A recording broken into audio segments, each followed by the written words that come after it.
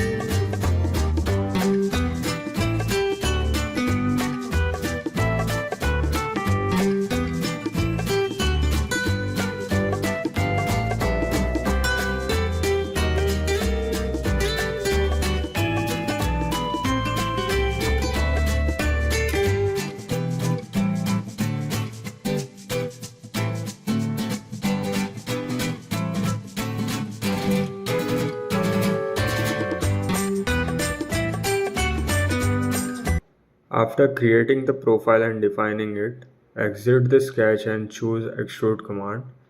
Then select the profile and put 40 mm value.